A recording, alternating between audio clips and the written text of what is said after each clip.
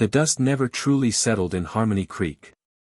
It was a permanent resident, a fine, tan-colored shroud that coated everything from the cracked vinyl of the diner booths to the dreams of the people who lived there. For Sarah, the dust was the taste of failure. It was in the back of her throat when she woke and the last thing she smelled before she fell into a restless sleep. Her diner, the Sunrise, was a monument to a time long past, a place where the sun had set years ago and never bothered to rise again.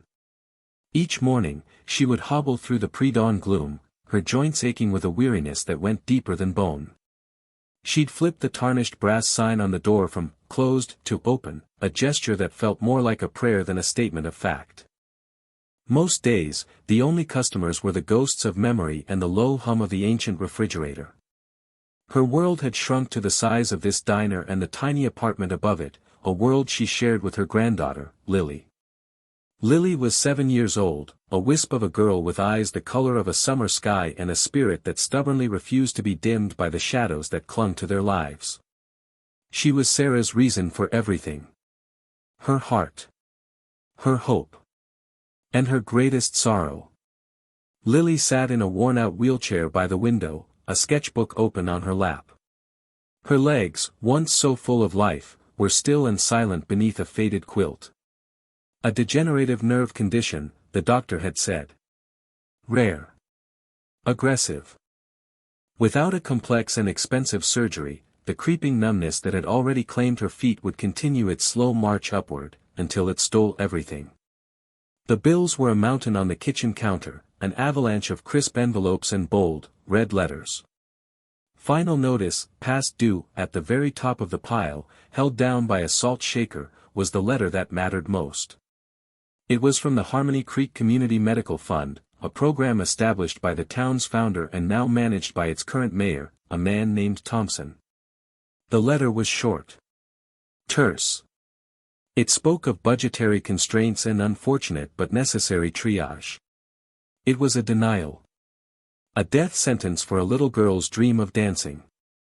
Sarah had read it so many times the paper was soft and frayed at the edges, the ink of Mayor Thompson's signature slightly blurred, as if from a tear she refused to let fall.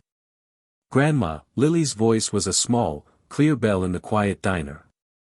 Look, Sarah wiped her hands on her apron and walked over, her worn sneakers making no sound on the checkered linoleum. Lily held up her sketchbook. On the page was a drawing, rendered in bright, hopeful crayon. It was a picture of a girl with long, blonde hair, her arms thrown wide, leaping through a field of wildflowers. She was dancing. It's beautiful, sweet pea, Sarah whispered, her voice thick. She touched Lily's hair, a cascade of spun gold.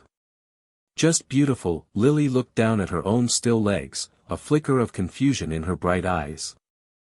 I can't remember what it feels like to run, she said, not with sadness, but with a simple, childlike curiosity. The statement landed in Sarah's heart like a stone. That was their life. A cycle of quiet desperation, of dwindling hope and mounting fear, played out under the indifferent gaze of a dusty, forgotten town. Sarah worked, she prayed, she sketched out budgets on napkins that always ended in the red. She was alone, fighting a battle against a silent, creeping disease and an even more silent, indifferent bureaucracy. She was losing. The day they came, the heat was a physical weight, pressing down on the asphalt of the highway until it shimmered. The air in the diner was thick and still. It was just afternoon, the deadest part of a dead day. Sarah was wiping down the counter for the 10th time when she heard it. A low rumble. It started as a vibration in the soles of her feet, a distant hum that grew steadily in volume and intensity. It was a sound that didn't belong in the quiet stillness of Harmony Creek. It sounded like thunder, but the sky outside the window was a vast, unforgiving blue. Lily looked up from her drawing, her head tilted. What's that noise, Grandma? The rumble became a roar, a deep, guttural growl that shook the coffee cups on their shelves and made the plate glass window tremble in its frame. And then they were there. They came out of the heat haze like an apparition, a tidal wave of chrome and black leather. Motorcycles. Dozens of them. They weren't the sleek, polished bikes of weekend hobbyists. These were beasts of iron and steel, loud and heavy, ridden by men who looked as if they were carved from the same rough material. They pulled into the gravel lot, their engines popping and snarling as they were cut one by one, the sudden silence that followed almost as jarring as the noise had been. They swung their legs off their bikes, a sea of worn denim, leather vests adorned with patches, and faces hidden behind beards and sunglasses. They moved with a slow, deliberate confidence that was deeply intimidating. Sarah's heart hammered against her ribs.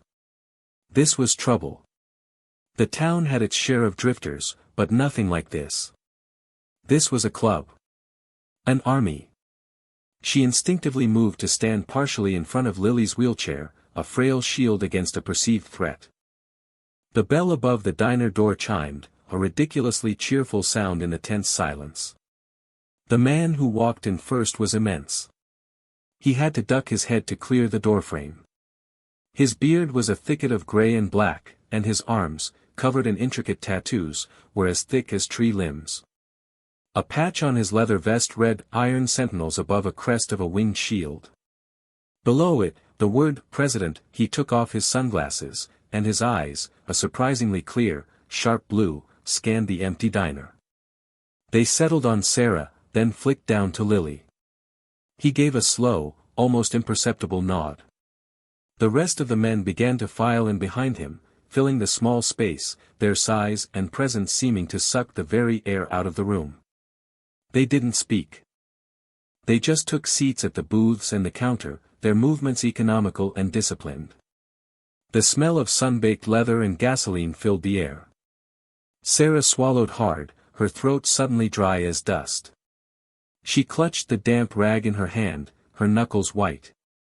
She had a choice. She could let her fears show, treat them like the threat they appeared to be, and pray they left quickly. Or she could treat them like any other customer. Her grandmother's voice echoed in her memory, a gentle whisper from a lifetime ago. When you can help, you help. When you can be kind, you be kind. It costs nothing and it's worth everything. Taking a deep breath, Sarah forced a small, trembling smile. Afternoon, gentlemen, she said, her voice steadier than she felt. Coffee's fresh. What can I get for you? The big man at the counter, the president, looked at her for a long moment. His expression was unreadable. Then he grunted. Coffee. Black. He turned to his men. And whatever she's got that's good. For the next hour, Sarah moved in a blur. She poured coffee, flipped burgers, served up the last of her stew. The bikers ate with a quiet efficiency, their voices low rumbles of conversation. They were polite. They said, please, and thank you. The tension in Sarah's shoulders began to ease, replaced by the familiar rhythm of work. She was cutting slices from the last apple pie she baked that morning when the president spoke again. His voice was a low gravel. That's your girl? He asked, nodding towards the window where Lily was now sketching the motorcycles in the lot. My granddaughter, Lily, Sarah said, placing a generous slice of pie in front of him. This one's on the house. Welcome to the sunrise. He ignored the pie for a moment and watched Lily, his gaze softening almost imperceptibly. He saw the wheelchair. He saw the quilt over her legs. He saw the pile of envelopes on the far end of the counter, the bold red letters of the denial peeking out from underneath a napkin holder. He pushed a $20 bill across the counter. We pay for what we eat. It wasn't a suggestion. Sarah nodded, not wanting to argue. As she rang him up, he stood and walked over to Lily's table. He crouched down, a mountain of a man lowering himself to a child's level. It was a gesture of such unexpected gentleness that it made Sarah's breath catch. That's a fine drawing, he said, his voice softer now.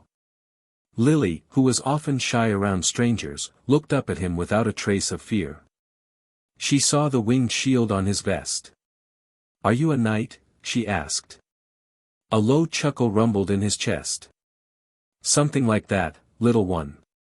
My name's Preacher. I'm Lily. She held up her sketchbook. I like your horses.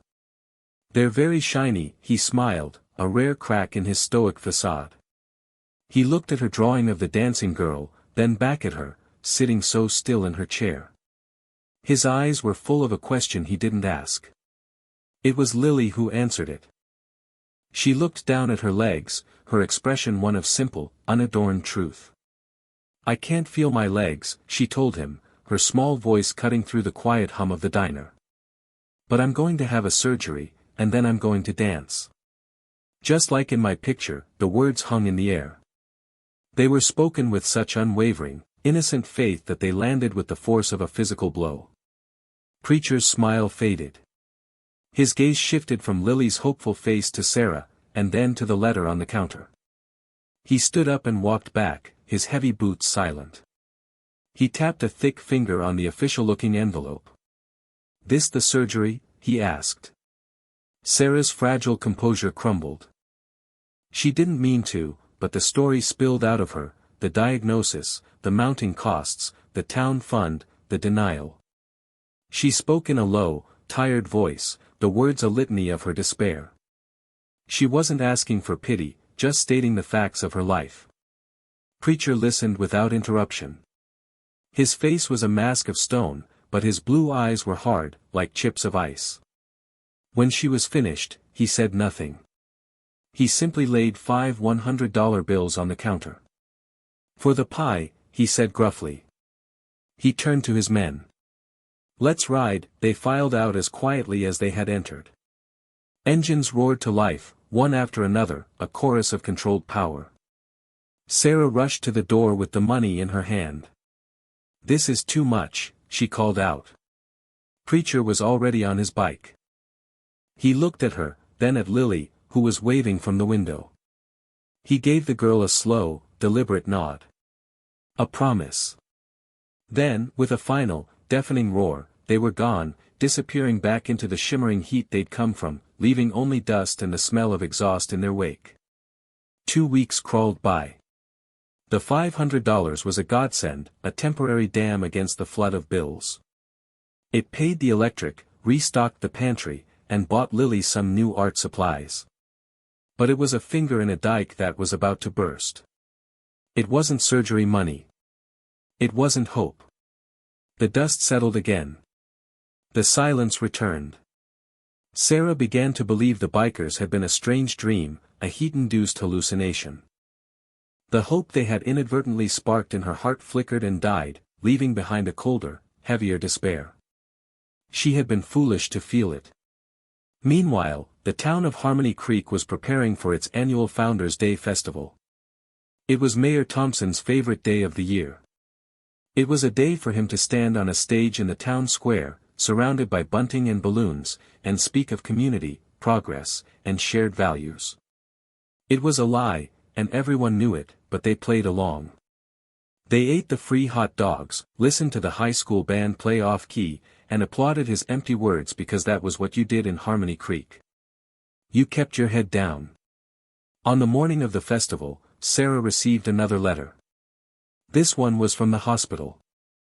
Lily's surgery needed to be scheduled within the next month, or her condition could become irreversible. A deposit of $20,000 was required to even hold the date. The paper trembled in Sarah's hand. $20,000. It might as well have been 20 million. That day, she didn't even bother flipping the sign on the diner door to open, she just sat with Lily, the silence between them thick with all the things a grandmother couldn't bear to say to a child whose future was dissolving before her eyes. From their window, they could hear the faint, tinny sound of the festival music drifting from the town square a mile away. They could hear the amplified sound of Mayor Thompson's voice, a smooth, practiced drone of self-congratulation. It was the sound of the man who held her granddaughter's future in his hands and had crushed it without a second thought. And then, she heard another sound. It was a low hum, so faint at first she thought it was a trick of the wind. A vibration. But it grew.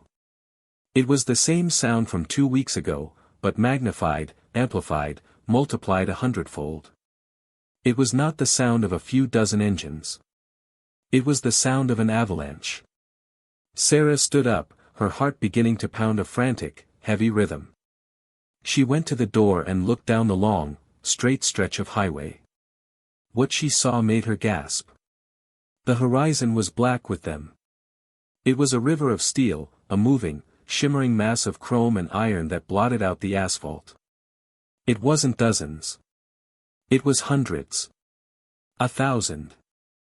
A rolling, thundering legion that moved with the terrifying discipline of a conquering army. The ground itself seemed to tremble with their approach. In the town square, Mayor Thompson paused mid-sentence.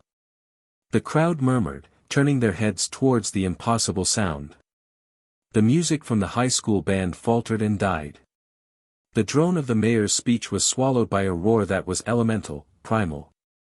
The whole town went silent.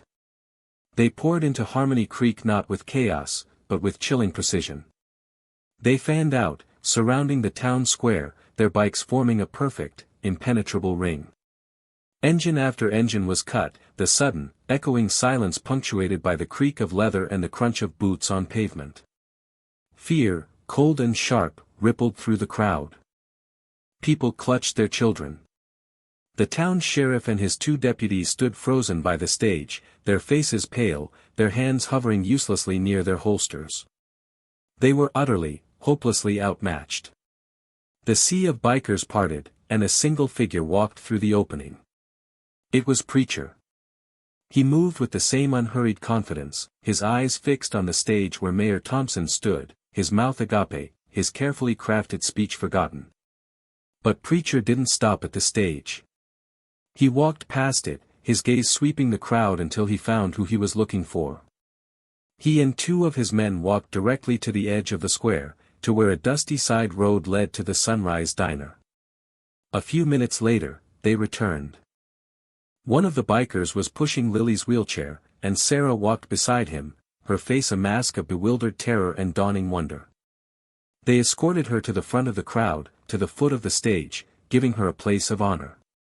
Only then did Preacher turn and mount the steps, taking the microphone from the mayor's limp hand. He didn't look at the mayor. He looked at the town.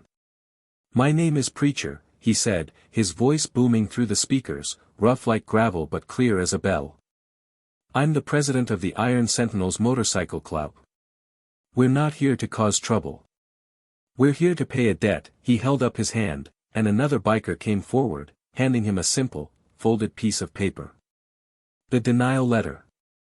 2 weeks ago, my brothers and I were passing through. We were tired, we were hungry. We stopped at a diner down the road run by this woman, Sarah. He gestured to her. She didn't have much. But she treated us with kindness. She gave us her last pie and asked for nothing in return. He let that sink in. And we met her granddaughter, Lily, he continued, his voice softening. A little girl with a sketchbook full of dreams. A little girl who told me she was going to have a surgery so she could dance again. He paused, then held up the letter. Then we saw this. A letter from your community medical fund. Signed by your mayor. A letter telling this little girl that her dream wasn't in the budget. A shocked murmur went through the crowd. People turned to look at Sarah and Lily, and then at the mayor, whose face had gone from florid to ashen. We have a code in our club. Preacher's voice grew hard again, a blade of steel. We protect what protects us. We honor kindness. And we do not let a debt go unpaid. He turned, and a man in a vest with "Treasurer" stitched on it came forward. He was holding a briefcase. He opened it and handed Preacher a certified check. The Iron Sentinels is a registered non-profit, Preacher announced to the stunned town. Most of us are veterans. We raise money for those the system forgets. When I told our chapters about Lily, they opened their hearts. And their wallets. He walked down the steps and knelt before Lily, just as he had in the diner. He handed the check to Sarah. This should cover the surgery, he said gently. And the mortgage. And anything else you need. The debt is paid. Sarah looked at the check. The number written on it made her eyes blur with tears. It was more money than she had seen in her entire life. It was not just help, it was salvation. It was a miracle delivered on wings of steel. But Preacher wasn't finished. He stood up and faced Mayor Thompson, his expression now one of cold, righteous fury. "See, we don't like bullies," he said, his voice dropping to a dangerous growl. "And we don't like thieves. So when we saw this letter, we had our lawyers do a little digging into your community fund." He snapped his fingers. Another biker stepped forward, this one carrying a thick manila folder. He handed it not to Preacher, but to the petrified sheriff. "You'll find in there," Preacher said, his voice ringing with authority, "audited bank records. Statements. Proof that Mayor Thompson here has been embezzling from that fund for the last 6 years. Stealing from the sick and the needy of his own town. Stealing from children like Lily." A collective gasp went through the crowd. It was a sound of betrayal, of fury long suppressed. The illusion of Harmony Creek shattered in an instant. The sheriff, his face grim, opened the folder. He read the first page, then the second. He looked up at the mayor, his expression one of pure disgust. He drew his weapon. "Miles Thompson," he said, his voice shaking but firm. "You are under arrest for fraud and embezzlement." The mayor sputtered, protested, but the 2 deputies, emboldened, flanked him and snapped handcuffs on his wrists. The crowd, silent moments before, erupted. Not in cheers, but in a low, rumbling wave of approval, of justice finally served. The bikers didn't lay a single hand on him. They had brought him down with the truth, a weapon far more powerful than their fists. The aftermath was transformative. Lily had her surgery. Sarah stood by her side through every step of the recovery, and one sunny afternoon, 3 months later, she watched as Lily took her first, wobbly steps across their small apartment living room. A month after that, she was running. 6 months after that, she was dancing in a field of wildflowers, just like in her drawing, her laughter echoing in the clean, clear air. The Sunrise Diner was reborn. With her debts cleared, Sarah renovated it. It became the heart of the new Harmony Creek, a place of warmth and welcome. A large, professionally painted sign now hung over the door, "The Sunrise." Good food. Better company. Iron Sentinels eat free. Always, the town itself began to heal. The corruption was rooted out, the fund restored and placed under honest management. The story of the little girl, the kind grandmother, and the 1,000 bikers who came to pay a debt became a local legend, a reminder that heroes don't always wear capes. Sometimes, they wear leather. 1 year to the day after their thunderous arrival, a single motorcycle rumbled up to the diner. It was Preacher. He found Sarah on the porch, watching Lily chase butterflies in the yard. He didn't say much. He just sat with her for a while, sharing a cup of coffee. He watched Lily dance, a real smile touching his lips. "Looks like the debt is paid in full," Sarah said softly, her heart overflowing with a gratitude too deep for words. Preacher shook his head. "Kindness like yours, ma'am," he said, his voice a low rumble. "A debt like that can never be paid in full. We were just making a down payment." He stood, gave her a respectful nod, and gave Lily a final, warm salute. Then he mounted his iron horse and rode away, a lone knight disappearing into the sunset, leaving behind a world he had changed forever, a testament to the simple, earth-shaking power of a single, selfless act. He left behind a town no longer silent with fear, but humming with a new and resilient hope.